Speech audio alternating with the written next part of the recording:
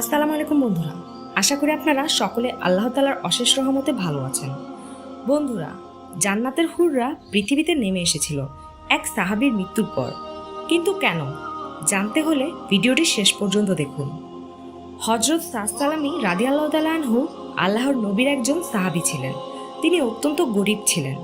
গায়ের রং ছিল খুবই কালো এবং মুখের মধ্যে ছিল বসন্তের দাগ। একদিন সাদ রাদিয়াল্লাহু তাআলা আনহু রাসূল পাকের দরবারে বসে কাঁদতেছিলেন। হুজুর সাল্লাল্লাহু আলাইহি সাল্লাম তাকে কান্না করার কারণ জিজ্ঞেস করলেন। জবাবে সাদ রাদিয়াল্লাহু তাআলা আনহু বললেন, ইয়া রাসূলুল্লাহ, আমি আপনার হাতে কালেমা পড়ে মুসলমান হয়েছি। তারপর আমি মদিনার অলিতে গলিতে কত জায়গা ঘুরলাম বিয়ের জন্য, কিন্তু আমি দেখতে অসুন্দর বলে কেউ আমাকে মেয়ে দেয় না। আমি আপনার সকল সুন্নত পালন করতে পারলেও আপনার একটি সুন্নত বিয়ে, যা আমি পালন করতে পারিনি। তাই আমি ভয়ে কান্না করছি। যদি এই সুন্নত না মানার জন্য মহান আল্লাহ সুবহানাহু তাআলা আমাকে জান্নাত হতে বঞ্চিত করেন।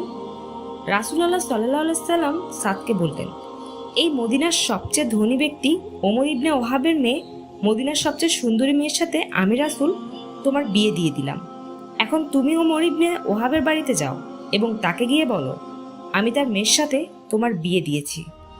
সাদ রাদিয়াল্লাহু তাআলা আনহু ওমর ইবনে ওহাবের বাড়িতে গেলেন এবং ওমর ইবনে ওহাবকে সবকিছু খুলে বললেন।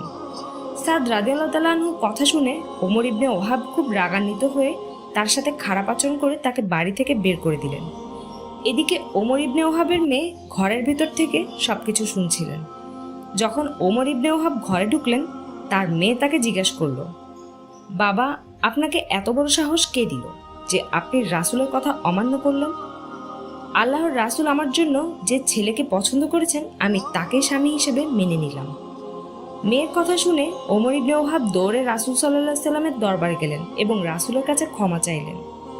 প্রিয় নবীজি তাকে মাফ করে দিলেন আর সাদ রাদিয়াল্লাহু তাআলা আনহুর বিয়ের জন্য 600 দিরহাম মোহরানা ধার্য করলেন এবং বললেন, এখন তুমি তোমার স্ত্রীর কাছে যাও। কিন্তু সাদ রাদিয়াল্লাহু তাআলা আনহু এত গরীব ছিলেন, তার পক্ষে 600 দিরহাম জোগাড় করা সম্ভব ছিল না। তাই অন্যান্য সাহাবীরা মিলে সাদ রাদিয়াল্লাহু তাআলা আনহুকে সাহায্য করলেন, যাতে উনি ওনার স্ত্রী মোহরানা আদায় করে নতুন বইয়ের জন্য কিছু সদাই করতে পারেন।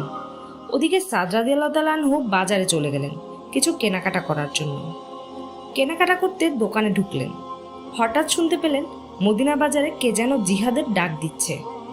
জিহাদের ডাক শুনে সাদ রাদিয়াল্লাহু তাআলা আনহু ভাবলেন, আমি সাদ ফুলের বিছানায় বাসর ঘরে যাব না, নতুন স্ত্রীর কাছে যাব না, আমি রাসূলের মহাব্বতে জিহাদে যাব।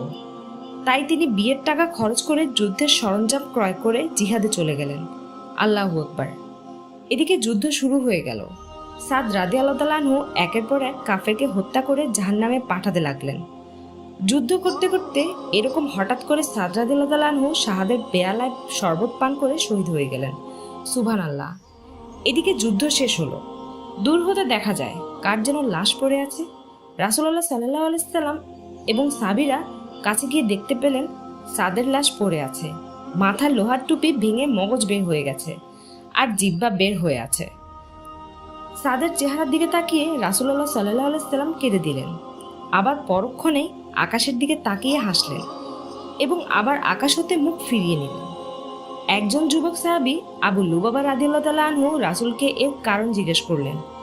রাসূলুল্লাহ সাল্লাল্লাহু আলাইহি সাল্লাম বললেন, আমার সাদ ফুলের বিছানা বাসর ঘরে যায়নি, আমার মহব্বতে শহীদ হয়ে গেল।